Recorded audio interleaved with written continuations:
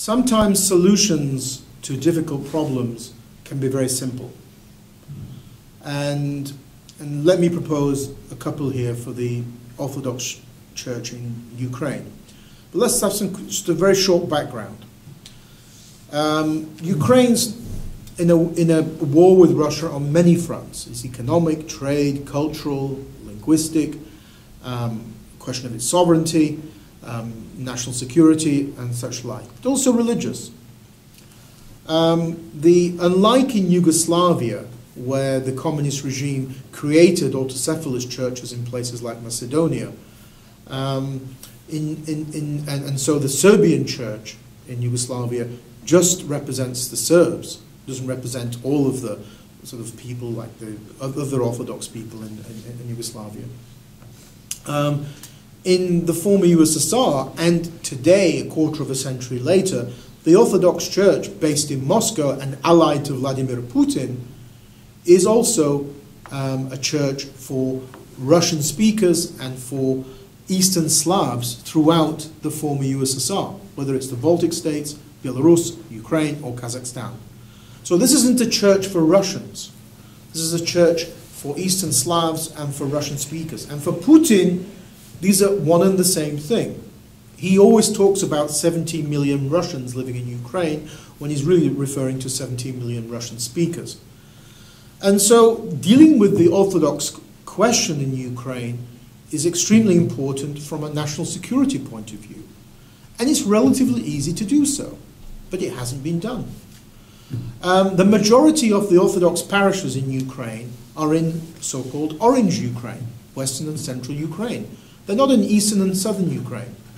And the smaller number which are there, particularly in the Donbass, are very, very xenophobically pro-Russian and very, very anti-Ukrainian. A major article looked into this in the New York Times last September.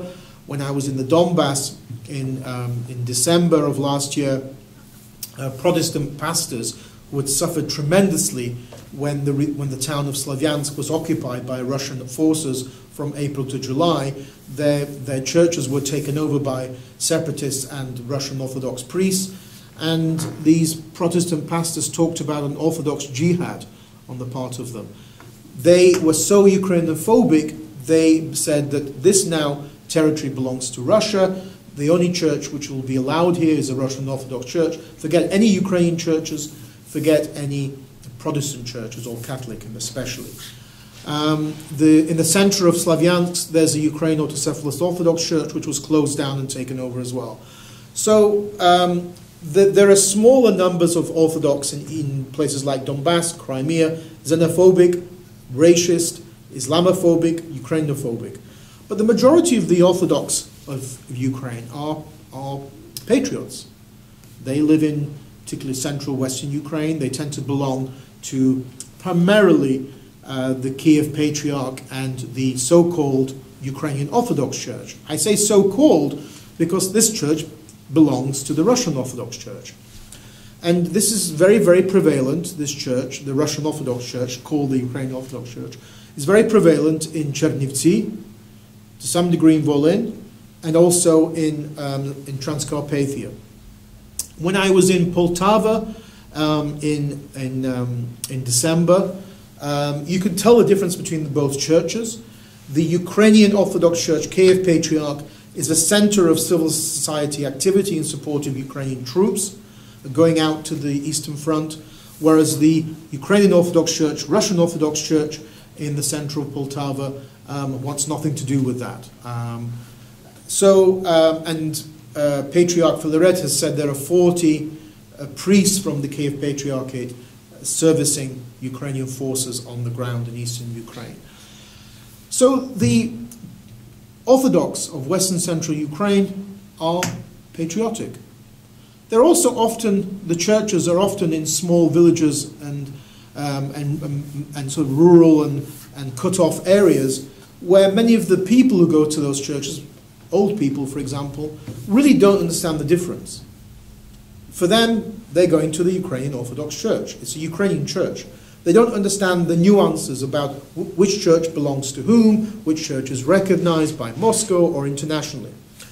So my proposal would be that the Ukrainian government, maybe lobbied by Orthodox activists in the West and the Orthodox clergy, would be to lobby the Ukrainian parliament and government to demand a re-registration of religious, don't make it to do with just with Orthodox, re-registration of religious parishes in Ukraine, or religious churches in Ukraine. And in the case of the Orthodox, to say, well, this name that was given to you in 1990 by the Russian Orthodox Church of the USSR, where you were given fictitious autonomy and called the Ukrainian Orthodox Church, needs to be revisited, because you really should be called the Russian Orthodox Church, not the Ukrainian Orthodox Church.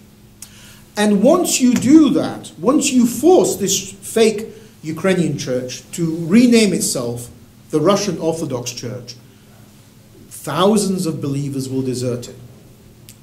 Why do I say that? Because all opinion polls in Ukraine since the 1990s have shown that despite the fact that the Russian Orthodox Church has more parishes in Ukraine than the Kyiv Patriarchate, at the same time, a higher number of people, according to the opinion polls, support the Kyiv Patriarch over the Ukrainian Orthodox Church. So they go to this church, even though they actually, in their hearts, want to go to the Kyiv Patriarchate.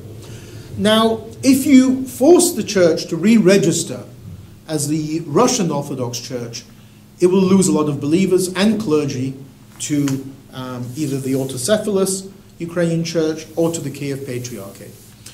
That would be a tremendous improvement in Ukraine's national security, in terms of religious security vis-a-vis Russia. One has to remember that Russia has a variety of different levels of influence over Ukraine, both on the social media. For example, VKontakte has 6 times more members in Ukraine than Facebook, and that's controlled by Putin since January of this year. It has influence over Ukraine in the security forces, which were given over to Russia under Viktor Yanukovych. And of course, it has influence over Ukraine in economic and other areas. But it also has influence in Ukraine in the media, in TV, films, and in the church. And the church is extremely important. There are more Orthodox parishes in Ukraine taken together from its 3 main churches, Autocephalous, Kyiv Patriarch, and Russian Church. There are more parishes than there are in Russia, a country of 3 times more population. If Russia were to lose the Ukrainian church, it would be a tremendous blow to Putin and to the Russian church. And this would be a big plus for Ukrainian national security.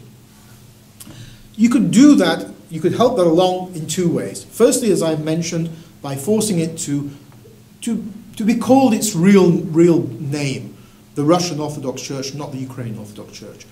And to encourage, with this name change, clergy to move over to the Kyiv Patriarchate, which I think many of them would like to do today with this conflict happening with Russia, where you've seen a growth in patriotism and a growth of criticism towards Russia. Vladimir Putin is the most negatively viewed foreign leader in Ukraine. 80% of Ukrainians view him negatively, and 80% of Ukrainians believe they're at war with Russia. So there are many clergy in that church who will want to move over to a pro-autocephalous position. You do that by helping them in 2 ways: changing the name of that church, and also by changing the leader of the Kyiv Patriarchate.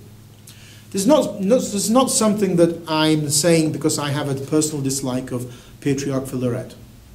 It's nothing to do with that. He has done a tremendous job as the head of that church and as a Ukrainian patriot.